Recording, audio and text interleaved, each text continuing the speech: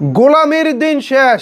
বাংলাদেশ আর কখনোই ভারতের কাছে মাথা নত করবে না বলে মন্তব্য করেছেন ক্রীড়া উপদেষ্টা আসিফ নজরুল। মুস্তাফিজের আইপিএল থেকে বাদ পড়াকে কেন্দ্র করে এবার মুখ খুলেছেন আসিফ নজরুল।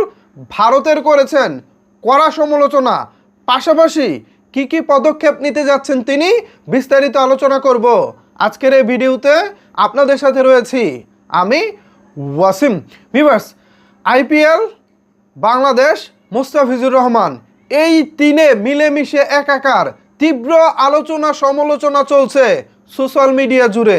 একজন মুস্তাফিজ যেন সারা বাংলাদেশের প্রতীক হয়ে উঠেছেন। মুস্তাফিজ মানেই যেন এখন বাংলাদেশ। মুস্তাফিজের আইপিএল থেকে বাদ পড়াকে কেন্দ্র করে আবারও গর্জে উঠেছে বাংলাদেশ।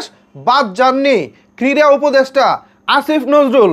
ক্রীড়া উপদেষ্টা আসিফ নজরুল বলেছেন, মুস্তাফিজকে আইপিএল থেকে বাদ দেওয়ার পর বাংলাদেশে যেন আইপিএল কোনো সম্প্রচার না হয়, আইপিএলের ম্যাচ যেন বাংলাদেশে সম্প্রচার না হয়, ঠিক সেই নির্দেশনা চেয়ে তথ্য উপদেষ্টার কাছে তিনি অনুরোধ করেছেন।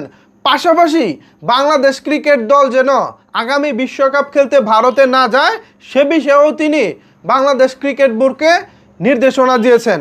আশা করি এই দিক নির্দেশনা মেনে বাংলাদেশ ক্রিকেট বোর্ড আইসিসির কাছে আবেদন জানাবেন, আমরা ভাই ভারতে খেলতে যাব না। কথা পরিষ্কার, গোলামির দিন শেষ, গোলামির দিন শেষ। আমরা আর কোনো অবস্থাতেই ভারতের কাছে মাথা নত করব না। আর ভারতের শুধু আইপিএল খেলা নয়, ভারতের কোনো খেলা যেন বাংলাদেশে সম্প্রচার না হয়। পাশাপাশি বাংলাদেশি কোনো টেলিভিশন চ্যানেলও যেন ভারতের কোনো খেলা বাংলাদেশে না দেখায়। যদি এরকমটা হয় তাহলে বাংলাদেশের যেই টেলিভিশন চ্যানেল ভারতের আইপিএল, ভারতের খেলা বা ভারতের যে কোনো কিছু আমাদের এখানে প্রচার করবে, আমরা মনে করে নিব সেই টেলিভিশন চ্যানেল বাংলাদেশের গণশত্রু।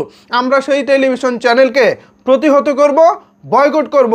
আমরা সেই সব টেলিভিশন চ্যানেলকে বলে দিতে চাই, ভারতের কোনো খেলা আইপিএল থেকে শুরু করে কোনো কিছু বাংলাদেশের মাটিতে আর সম্প্রচার করা যাবে না। এটা আমাদের সাফ কথা। আমরা ওদের কোনো কিছু দেখতে চাই না, ওদেরকে টোটালি ব্লক করে দেন। কত বড় সাহস, কত বড় কলিজা! মুস্তাফিজুর রহমানকে নিলাম থেকে নিয়ে তারপর এভাবে অপমান করে তারা বাদ দিয়ে দিবে। ভিউয়ার্স, আসিফ নজরুল যে পদক্ষেপ নিয়েছেন, এই পদক্ষেপে আপনারা কতটুকু সন্তুষ্ট বা এই বিষয়ে আপনাদের মতামত কি জানাতে পারেন নিচের কমেন্টস বক্সে। ধন্যবাদ সবাইকে এতক্ষণ আমার সাথে থাকার জন্য।